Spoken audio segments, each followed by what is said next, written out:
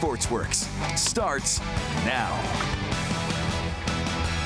Good evening, everybody. All right. Welcome to the Works. Coming up tonight, everything you need to get up to date on the world of sports. We got a lot going on. Boys are here. Look at the tie guys. Look at the tie guys in the house, boys. Don't dress for who Little you are. consistency. You dress for who you want to be. Take note, Woj. Exactly right. I couldn't find my oversized black shirt. Plenty to talk your notes. about. College football begins next weekend, and we now know where Michigan stands with the NCAA. Lions getting set for another busy week, featuring a joint practice with Houston, then a tune-up with the Texans as well. But we're going to start with the Tigers. We saw their lead dip to 5.5 games on Tuesday night. Since then, they've helped themselves. Got some help from the Braves. We'll explain all that. First things first, Tigers going for a 4-game sweep against the Twins. Twins had hammered Tigers starter Chris Paddock early and often. Second inning, Royce Lewis smokes a line drive into the seats and left solo shot, 1-zip.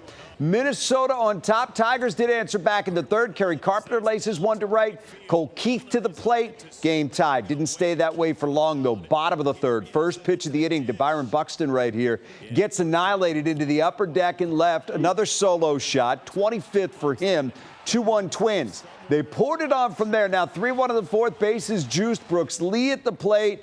Lee cranks this fastball deep to right and gone. That's a grand slam. 7-1 Twins in the end. Paddock's line not good. 5 2/3, 9 hits, 8 earned runs, 3 walks, 4 Ks. Just not the Tigers' day. They settle for 3 of 4 against the Twins. 8-1 the final in this one.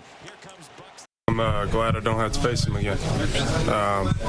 Put up 4 runs against me in my first outing, and another crooked number today. It's definitely frustrating. It's hard to get a little bit of motivation when you're facing a former team.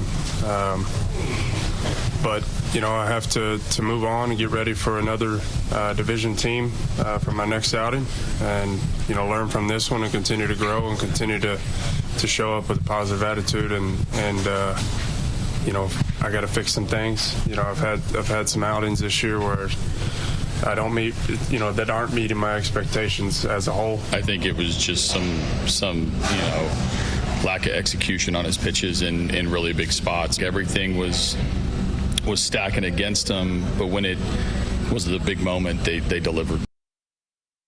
All right, official introductions. 97 on the ticket. Birchie in the house, Stoney in the house. All right, we'll get to the big picture with the Tigers in a second. But just this week, 7 games against AL Central opponents. You were struggling a little bit. 5-2. You get 2 out of 3 against the White Sox, 3 out of 4 against Minnesota. You get some help. The Braves sweep the Guardians. You're up 8.5. You feel somewhat comfortable again. Yeah, they entered today having won 13 of 19, and it didn't really feel like it. It's very strange, isn't it? In part because I think the only winning team they played during that stretch was the Phillies, who took 2 out of 3 against them. But look, give this team credit for stabilizing when it felt like the season was beginning to teeter a little bit during that 12 of 13 slide. But it sets up a really big series this week against Houston, who is another AL powerhouse and potential playoff opponent. And so here's a chance to measure yourself against a team that you might see come October. And they want to finish ahead of them so they can get a bye. That's very important. And then they have Kansas City, who all of a sudden playing some good baseball. They've won 7 out of 10. The thing about, it's great that they've won 13 out of 20, but from the fan perspective, like watching last night's game, they should have been up like 7-8-0, and they fall behind. And today, every Paddock looks terrible against his former team. Did he say he can't find motivation to pitch against his former team? I don't know if that was a Freudian slip. I know, it's usually the other way around. Might not be exactly what he meant. I know. But I think they gave up. The last 20 guys made outs. Yeah, and that is kind of the Chris Paddock experience. He's had 2 really good starts here, and he's had 2 really poor ones, mostly because he's a guy who's going to live in the zone and pitch to contact. And frankly, he induces a lot of hard contact. And when the ball leaves the yard, days can look like it did today. And I don't think he's a guy that you count on to make a start in the playoffs. No. He's more at this point an innings eater down the stretch. But like he said, he's lucky to not face the Twins again this season because they obviously have his number. Assess that starting rotation for me. Stoney, start with you. Okay, Paddock struggled in 2 starts against his former team. Good against the White Sox, good against Arizona. Charlie Morton, 2 out of 3 good starts. They did, at their whatever level they deemed necessary, try to fortify this starting staff at the deadline. Yeah. Yes. Whether or not they did is up for conversation. Yeah, well, Olsen got hurt. They had to make a move, and they brought Paddock in. Now, so yeah, obviously you have Skubal. Mize pitched well the other day, and then after that, I mean, Flaherty, it's like half games are good, half games are horrible. It's like Paddock. But it's not even half games are good. No. It's half innings are good, half innings are bad, and that's what really seems to hurt him. And the other thing is Melton. It's like enough of this bullpen stuff. Yeah. Put him in the rotation now. Yeah, I'm with you. It feels like they moved their second best, or at least second most talented arm from the rotation to the bullpen to accommodate Charlie Morton, who's been fine in his own right. But I think Melton's a guy, because the league is so unfamiliar with him, who might be worth starting in a playoff game. We can get to that down the stretch. And then, look, offensively, that this team has been in a bit of a rut too. And Gleyber Torres needs to get back to who he was in the first half. He was an all-star and this team's most consistent hitter for the first 3 months since the All-Star break, averaged near 200, OPS near 600. He's the linchpin of this lineup when it's producing and going well. He sets the table, sets the tone. They need him to get back into his first half groove. So does the Melton back to the rotation idea at this table work better because of what Finnegan has given them in the back end of that bullpen? Yes, and they bring Hanafi back, which I think is important because he was pitching good before for procedural reasons, they had to keep him down there for 15 games, and it'll be okay. Yeah. So there is a bigger picture here. We're talking about the Central, which again feels like Magic number's 30. Well, they've got a Who's nice counting? hold on that thing right now.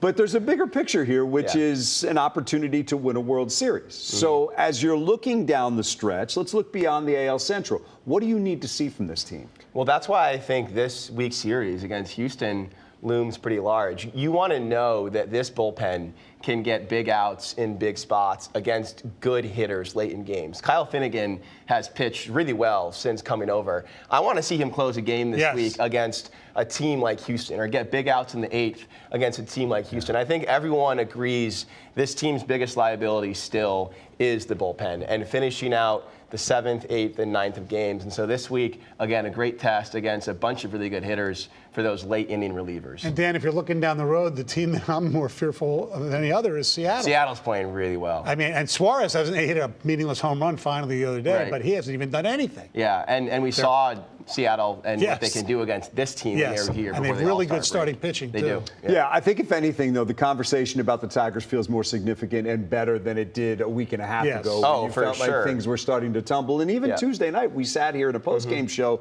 talking about that leads down to 5.5 games, which didn't feel that comfortable. Yeah, but 8.5 sets them up to hopefully cruise down the stretch. And then when you get to it, you can begin to set that rotation. You obviously know who's pitching game 1. Nice thing is you can go back to him again in a short series and maybe 3 times in a long series. We'll have to wait and see. All right, Lions, lots going on with these guys. Veterans and starters getting a ton of work in joint practices with the Dolphins. Then it was the guys battling for roster spots and depth chart position yesterday as they faced the Finns in a preseason game. Woody has the latest.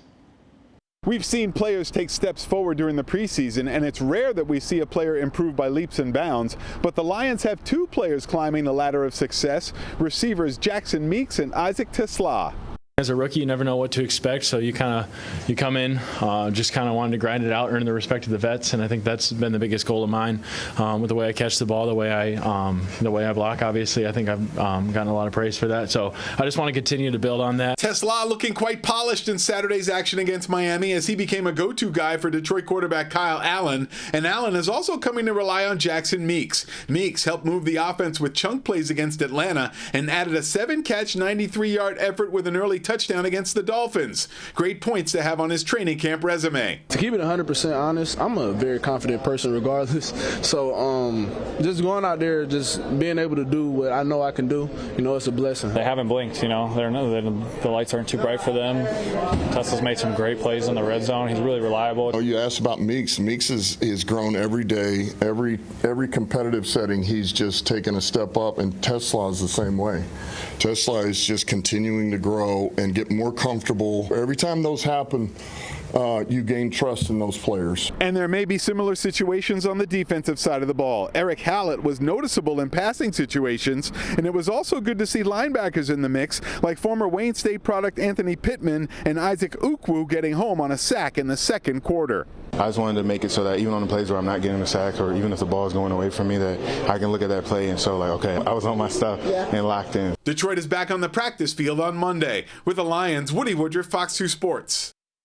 All right, Woody, thank you. A lot of different places for your eye to go in this game. And in the joint practices this week, I think in the game, a lot of us were locked into the quarterback situation to see what was going to happen with the backup. Could Kyle Allen stack another good performance? Answer, yes. Would Hendon Hooker bounce back? Answer, not really in this game. Yeah, look, two things are true of Hendon Hooker. He has played well in practice during camp, and he has not played well in games. And until that changes, it doesn't mean the practice reps are meaningless, but they feel kind of moot. You have to translate what you're doing in training camp into the games under the bright lights. And I think for any team, what you want in your backup quarterback is essentially two things. One, can you protect the football? And then two, can you operate the offense so that those skill players can shine? And so far, Kyle Allen has done both, and by leaps and bounds better than Hendon Hooker. And if the season starts tomorrow, he's unquestionably QB2 for this team. There's no doubt. And the only reason if Hooker would be number 2 is because Brad Holmes drafted him and wants to keep him there, and I don't think Brad Holmes is going to do that. He might keep him on the team because of that. I don't think he'd be number 2 because of that. I think it's what you said. Right. Maybe you keep him man. because you're still trying to hang on to him. And as Dan Campbell said, we're going to continue to work with him. Yeah, and look, he had the nice drive in the end, and then that guy made a really nice play. Yeah. But still, it was a really nice play. Yeah. 9 out of 10 times that ball gets knocked down. That dude snatched it. Yeah, that's a roster making play. That dude was like, I'm on the team now. They're not cutting me. That was impressive. But Allen's been impressive too, and he's done it with the third team offense. He's done it with the second team offense, and I don't mean to. And he has experience, and that shines through when you're operating what he calls this very dense offense with so much to make sense of and so many checks to make. You can tell he's more comfortable in that environment than Hooker is. You heard Coach discussing there a couple of rookie receivers, and really there's 3 rookie receivers that I think. Say it 3 times fast. Rookie receivers that bring about conversation when you talk about this roster, and that's the 2 draft picks in TeSlaa and Lovett, and then that's Jackson Meeks, all of whom have made a case in different ways to make this team. Question is, do you have room for 7 receivers on this team? And who do you risk trying to get through if you don't? Yeah. The only one you'd risk maybe is Lovett, because I think Meeks would get picked up number 1. Yeah. Not that Lovett wouldn't, but he hasn't shown as much as Meeks. And the reason you keep 7 is because Lovett's going to play special teams. Right. And, who knows with the situation with Tim Patrick. He's still injured a little bit. So. Yeah, you wonder if he's injured to the point that they would consider putting him on PUP to begin the season. Does that open a spot in the receivers room? But I agree. We were talking pre-show about Meeks. He has a physicality about him, like a real presence when you watch him on the field. He almost strikes the pose of a tight end sometimes. And he led the country last year in contested catches. And you can see that kind of strength when he's going up to make plays in the air. And look, man, when you go 3 catches, 78 yards, touchdown, and then you follow it up with 7 catches, 93 yards, touchdown, you're making a very strong statement to that coaching staff. All of which in the 2 games, it started with a drop. And you bounced back Right, on that's that what I was gonna say. and just never blinked. Yeah, I mean, his mentality, that's a great thing. Joint practices, anything you took out of that, what you're looking for this week? Because it sounds like what Brad Holmes took out of it, what Dan Campbell took out of it was that offensive line, they feel like I think they're headed in the right direction. Yeah, I spent the first joint practice watching the offense, and I came away from it after watching the Lions offense dominate saying their defense might be really good this year, because their defense has given that offense fits in training camp, and then that offense just tore apart the Dolphins. And it was refreshing to see them move the ball on the ground like we've come to know them over the past 3 seasons. Jahmyr Gibbs told me it felt like easy running again, like there were just lanes everywhere he looked, especially up the middle. And that owes to Tate Ratledge stepping in and Christian Mahogany stepping up around Graham Glasgow. So you've got to feel a lot better about that elite unit at least being solid again to start the year. And the things that I mentioned, I was there for 1 day. The Ratledge thing, I really thought he looked good. And the other thing, it's just so obvious because we know Amon-Ra's unguardable. Oh, my God. He was unstoppable. It was unbelievable in the joint practices. Yeah. Yeah, the only guy who could guard him was maybe Amon-Ra himself. Yes. I mean, he was just insane on Wednesday. Yeah, it is funny. Dan Campbell was talking this week, and he said, you know what? David Montgomery's one of our best offensive football players. And you start thinking, I wonder if he and John Morton ever sit there and say, well, we got to get this guy the ball more. We got to get this guy the ball more. And it kind of goes back to what Sam said. How do you ask for the ball more when you have the #1 scoring offense in the NFL? There's so many weapons on this team. It just becomes a question of, can they get that same high-level play out of their offensive line to give Jared time to make it all work? Who, by the way, was on fire this week himself. Oh, my gosh. He was throwing strikes all around the field. And I think Sam Laporta is poised for a really big year. Well, I know he was quiet. You have a good week. That's right, yeah. It all comes back to Tay. We will take a break. We'll come right back. Stoney will break down the Michigan situation. And Taylor Swift's next album. Exactly right. Stay with us. All right, penalties came down for Michigan this week. There is zero consensus among people as to whether or not the punishment fit the crime or the punishment fit the infractions. There's no vacating of games, no change in the status of the national championship, which might have been a fever dream for Spartan fans to begin with. But there are fines, there are show cause penalties, there are ultimate recruiting limitations that they will have going forward. But I don't know that this was necessarily satisfying to anybody. It just leaves a lot of conversation out there. Well, as a Michigan fan, I admit it, I am relieved. I think they got away with murder, so to speak. I mean, you tell me no vacating of wins, no postseason ban, no loss of scholarships. Okay, $30 million, whatever it's going to be. Pocket big change. Deal. One more game for Sharon Moore. I mean, come on. Yeah. And what are they appealing? I know.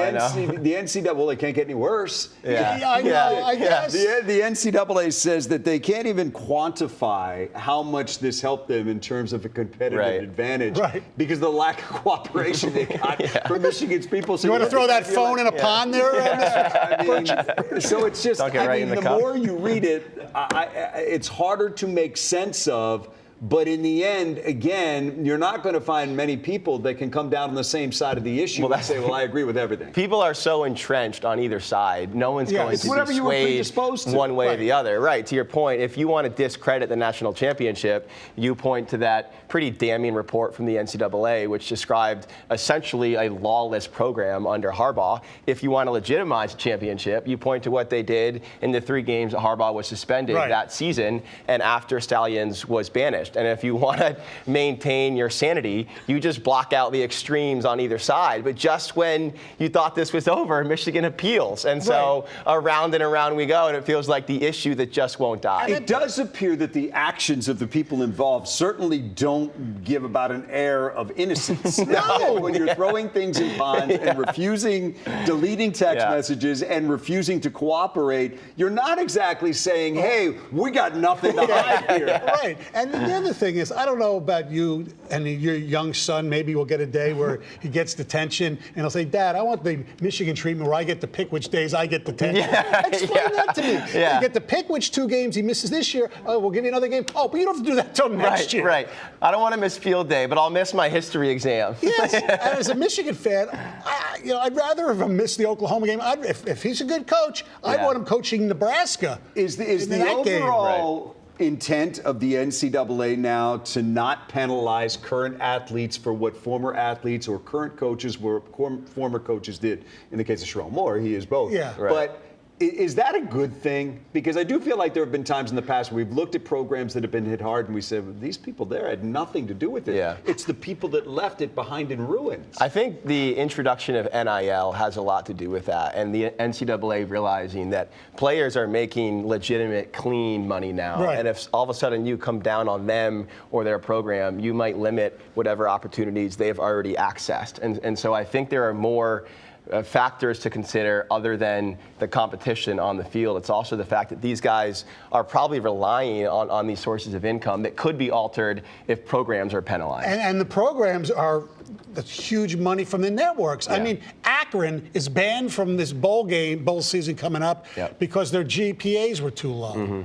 So that is worse than what Michigan is. Okay, so all of this is now behind us. The appeal will happen, whatever. Is there anything lasting from this? I mean, yes, there will be fines. There will be recruiting things that they cannot do, or a period where they cannot have contact with recruits. Yeah, the people but people that don't like Michigan think there should be a big asterisk in the diag, and Michigan fans don't care. They got the memories. It's like when Louisville won the national championship against, in Michigan. Yeah. They got the title taken away. You really think Louisville fans care?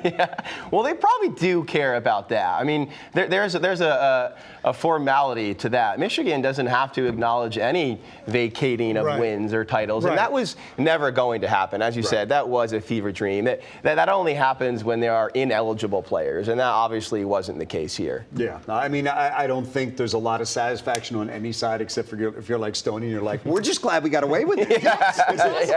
But if you're a fan of another school in the Big Ten, you're looking at this and you're saying, there was a significant competitive advantage there. NCAA says you can't prove how much of one. So on and on it'll go, around and around it'll go.